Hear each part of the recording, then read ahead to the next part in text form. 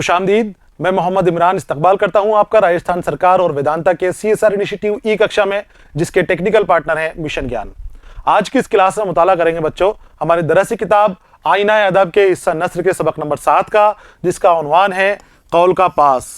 सबक कौल का पास को मैंने 3 हिस्सों के अंदर तकसीम कर दिया था। पहले हिस्से के अंदर हमने मुंशी प्रेमचंद के हवाले से बात की थी, जो इस सबक कौल के पास के मुसन्निफ भी हैं। इन्हीं का लिखा हुआ मुख्तसर अफसाना है कौल का पास। दूसरे हिस्से के अंदर हमने सबक कौल का पास का मुताला किया था, और तीसरे हिस्से के अंदर हम इसके जो सवालात हैं सबक के, उन सवालात की मशक करेंगे, उनके जवाबात ढूंढने की कोशिश करेंगे। तो हम शुरू करते हैं सबक का तीसरा हिस्सा। सबक कौल के पास के अंदर बच्चों मुंशी प्रेमचंद ने कौल का पास रखने का हमें पैगाम दिया था, और हमें बहादुर बनने के लिए, सच्चाई की राह पे चलने के लिए और दूसरों की मदद करने का जज्बा हमारे अंदर जगाने की कोशिश की थी। तो उम्मीद है आप मुंशी प्रेमचंद के बताए हुए रास्ते पर चल रहे होंगे। अब हम सवाल जवाब शुरू करते हैं। पहला सवाल आपसे क्या कहता है बच्चों? ये आपसे मुंशी प्रेमचंद का असल नाम पूछ रहा है कि असल नाम जो उनके माँ बाप ने रखा था वो कौन सा है। कौन सा था बच्चों? धनपत राय। मुंशी प्रेमचंद का असल नाम था धनपत राय। ये नाम इनके माँ बाप ने रखा था। आगे आते हैं सवाल नंबर 2 की जानिब। इसको आपको अपनी नोटबुक के अंदर उतार लेना है बच्चों। सवाल नंबर 2 आपसे पूछता है कि राजपूतों के सरदार का नाम क्या था। अब इस सबक के अंदर से बात हो रही है कि जो अकबर से साथ हो गया था और जो अपनी बात को पास रखने के लिए गिरफ्तारी दे दी थी और बहुत बहादुरी से लड़ाई करता था, उस राजपूत सरदार का नाम पूछा गया है। उसका नाम क्या था? रघुपत सिंह। राजपूतों के सरदार का नाम रघुपत था। सवाल नंबर 2 का जवाब। सवाल नंबर 3 की जानिब आते हैं। यहां पर है कि अकबर किस खानदान का बादशाह था। तो बच्चों अकबर मुगल खानदान का बादशाह था। बादशाह अकबर का ताल्लुक मुगल खानदान से था। आगे आते हैं सवाल नंबर 4 की जानिब। अकबर रघुपत की किस बात से मुतासिर हो गया था? अकबर रघुपत की किस बात से मुतासिर हुआ था? सबक के अंदर हमने पढ़ा था कि अकबर रघुपत की ईमानदारी, बहादुरी और कौल का पास रखने के जज्बे से मुतासिर हो गया था। रघुपत जो है बात का धनी था, जो वादा करता था उस वादे को पूरा करता था, और यही बात अकबर के दिल के ऊपर असर कर गई कि इतना बहादुर शख्स और ऊपर से अपनी बात का पक्का। तो अकबर इस चीज से उसके मुतासिर था। देखिए अकबर रघुपत की बहादुरी और ईफाए वादे से बहुत मुतासिर हुआ। ईफाए वादा पूरा करना, तो बहुत मुतासिर हुआ अकबर इससे। आगे आते हैं सवाल नंबर 5 की जानिब। यह पूछता है आपसे कि प्रेमचंद के पहले अफसानवी मजमूए का नाम बताइए। प्रेमचंद के पहले अफसानवी मजमूए का नाम पूछा गया है। अफसाना पूछा जाए तो वो अलग, और अफसानवी मजमुआ पूछा जाए तो वो अलग। अफसाना पूछा जाए तो दुनिया का सबसे अनमोल रतन, पहला अफसाना, लेकिन मजमुआ पूछा जाए तो सोज़े वतन। आपको ध्यान रखना है यहां पर, यहां क्या पूछा गया है? यहां मजमुआ पूछा गया अफसाने का। तो मजमुए का नाम क्या है? मजमुए का नाम है सोज़े वतन। और अगर अफसाना पूछा जाता है आपसे तो उसका नाम देना है आपको, दुनिया का सबसे अनमोल रतन का नाम लिखना है यहां पर। यह था सवाल नंबर 5 का जवाब। आगे आते हैं सवाल नंबर 6 की जानिब। अकबर ने रघुपत का दिल किस तरह जीत लिया? अकबर ने रघुपत का दिल अपनी दरियादिली दिखाकर जीत लिया, अपनी रहमदिली, इंसाफ करने का जज्बा देखकर जीत लिया। जब उसने देखा कि उसका सिपाही परेशान है, उसके सिपाही को मौत की सजा मिलने वाली है, तो उसकी जान की परवाह करते हुए अकबर फौरन उस जगह के ऊपर आ गया, सजा रुकवा दी और कह दिया कि इसकी रहमदिली मुझे पसंद है। इस सिपाही की, इस सिपाही ने जो हिम्मत दिखाई है ये मुझे पसंद है और मुझे ऐसे ही सिपाही चाहिए। और दरियादिली दिखाकर उसने रघुपत को भी छोड़ दिया। रघुपत अकबर की दरियादिली से बहुत मुतासिर हुआ और उसकी आगे कभी भी हथियार ना उठाने की कसम खा ली। देखिए इसका जवाब। अकबर की बहादुरों की वक़्त करने की सलाहियत और दरियादिली ने रघुपत को दिल जीत लिया। बहादुरों की कदर करता था अकबर, इज्जत करता था बहादुरों की, तो वो चीज रघुपत को अकबर की बहुत ज्यादा पसंद आई। आगे आते हैं सवाल नंबर 7 की जानिब। यहां आपको थोड़ा तवील लिखना है कि प्रेमचंद की हालात जिंदगी और उनकी अफसाना निगारी पर तबसरा कीजिए। हालात जिंदगी और अफसाना निगारी दोनों के बारे में आपको बताना है। तो मुख्तसर से यहां पर देखिए आप, मुंशी प्रेमचंद 1880 में बनारस के करीब लम्ही गांव में पैदा हुए। असल नाम धनपत राय था। प्रेमचंद के वालिद का नाम मुंशी अजाइब लाल और वालदा का नाम आनंदी देवी था।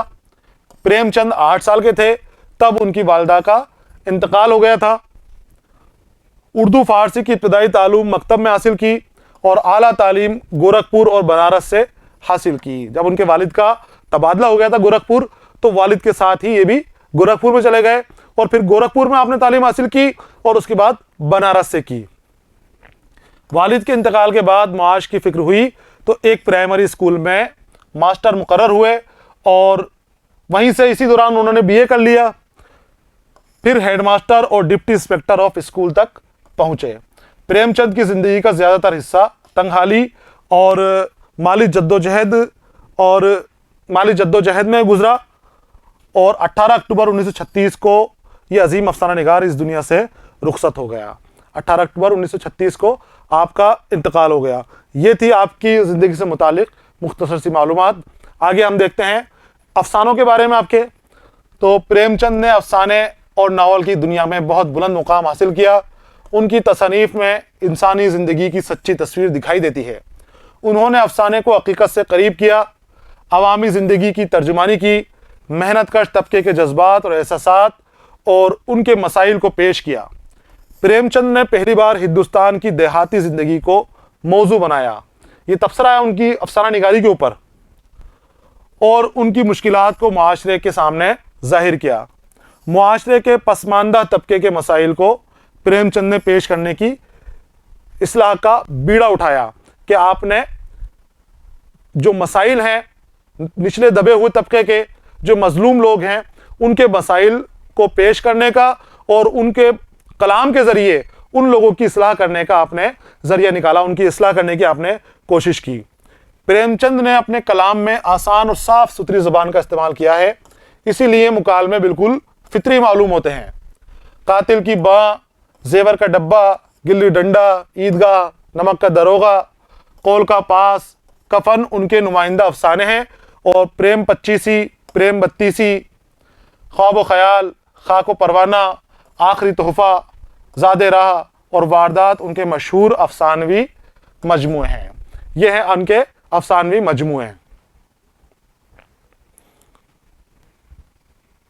और इसी तरह से ये तबसरा मुकम्मल हो गया है जो मुख्तसर सी शक्ल के अंदर आपके सामने दिया गया है। इसको आपको अपनी नोटबुक के अंदर उतार लेना है। आगे आते हैं सवाल नंबर 8 की जानिब। सवाल नंबर 8 हमसे पूछ रहा है कि कौल का पास सबक का खुलासा अपने अल्फाज में तहरीर कीजिए। आपको अपने अल्फाज के अंदर कौल का पास सबक से आपको क्या समझ में आया, क्या कहा गया है सबक में, सारा का सारा आपको निचोड़ अपनी ज़ुबान के अंदर पेश करना है, खुद के अल्फाज में आपको बयान करना है। मैंने यहाँ पर किया है, आपको इसको देख लेना है, पढ़ना है और उसके बाद दोबारा फिर से अफसाना पढ़कर और उसको खुद के अल्फाज में बयान करने की कोशिश करनी है। देखिए, सबक कौल का पास राजपूतों की सच्चाई, बहादुरी और फ़र्ज शनासी के साथ साथ बादशाह अकबर की दरिया दिली की अक्कासी करता है। इस सबक के ज़रिए प्रेमचंद ने बच्चों में कौल का पास रखने के जज्बे को उभारने की कामयाब कोशिश की है। इस सबक के अंदर सबक कौल का पास जो मुंशी प्रेमचंद का लिखा हुआ है और आईना अदब हमारी किताब से लिया गया है, इसके अंदर बच्चों के अंदर दरिया दिली, ईमानदारी और कौल का पास रखने के जज्बे को उभारने की कामयाब कोशिश की है।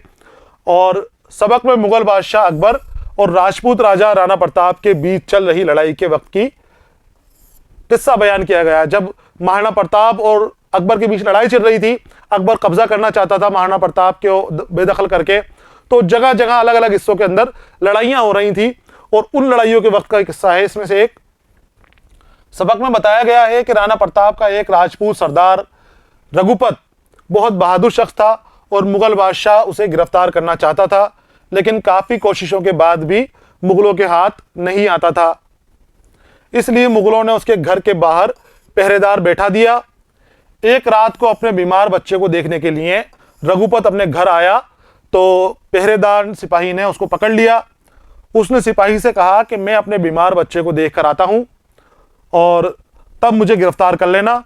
सिपाही ने उससे वादा करके उसे जाने दिया और कुछ देर बाद रघुपत वापस आया और अपनी गिरफ्तारी दी, लेकिन पहरेदार ने उसकी ईमानदारी और कौल का पास रखने के जज्बे का मुतासिर होकर उसने उसे छोड़ दिया। ये यहाँ तक हो गया कि जहाँ उसको छोड़ दिया। गिरफ्तार नहीं किया, उसके ऊपर रहम खाकर उसको जाने दिया। अब वहां पर मुगल अफसर आता है और वो उसको, पहरेदार को भी गिरफ्तार कर लेता है। पहरेदार को बचाने के लिए रघुपत आता है, अफसर रघुपत को भी गिरफ्तार कर लेता है और दोनों को मौत का हुक्म दे देता है कि दोनों को मरना पड़ेगा। अब इस बात का पता जब बड़े मुगल अफसर को लगा तो बहुत गुस्सा हुआ और उसने पहरेदार सिपाही को गिरफ्तार करके कत्ल करने का हुक्म दे दिया। यह सुनकर रघुपत भी वापस आ गया और अफसर ने उसे भी गिरफ्तार कर लिया और दोनों को कत्ल करने की तैयारी होने लगी, उसे भी पकड़ लिया। यह खबर बादशाह अकबर तक पहुंची तो बादशाह फौरन वहां पहुंचा और उन दोनों को सजा माफ कर दी। बादशाह आ गया और उसने दोनों को माफ कर दिया कि नहीं, हमें ऐसे लोगों को मारना नहीं है, ऐसे लोगों की तो इज्जत करनी चाहिए कि जो अपने रब से डरते हैं, खुदा से डरते हैं और साथ ही बहादुर हैं और अपनी जुबान के धनी हैं, जो बात कह देते हैं उसे पूरा करने की कोशिश करते हैं। बादशाह ने अपने पहरेदार की सच्चाई और दरिया दिली की तारीफ की और साथ ही रघुपत की बहादुरी और कौल का पास रखने के जज्बे की भी तारीफ की। रघुपत बादशाह अकबर की दरिया दिली देखकर बहुत खुश हुआ और बादशाह से कभी भी जंग नहीं करने की कसम खा ली। और आखिर में पैगाम, इस कहानी से हमें क्या पैगाम मिला? तो इस कहानी से हमें पैगाम मिला कि हमें बहादुरी दिखानी चाहिए, दरिया दिल बनना चाहिए, रहम दिल बनना चाहिए, मजलूमों पर, गरीबों पर, मजबूरों पर रहम करना चाहिए, उनकी परेशानियों को समझते हुए कदम उठाने चाहिए, उनकी परेशानियों को आसान करने की कोशिश करनी चाहिए। और साथ ही सबसे बड़ा पैगाम जो मिला वो ये था कि हमें हमेशा अपने कौल का पास रखना चाहिए, हमें अपने वादे को पूरा करना चाहिए। जब भी हम किसी से वादा कर दें उस वादे को पूरा करने की कोशिश करनी चाहिए। ये थे बच्चों सवाल और जवाब सबक नंबर 7 के, कौल का पास सबक के। और इसी के साथ ये सबक हमारा मुकम्मल हो गया है। अगले सबक के साथ मैं फिर आपके सामने हाजिर रहूंगा, तब तक के लिए इजाजत दीजिए। पढ़ते रहिए, खुश रहिए, अलविदा।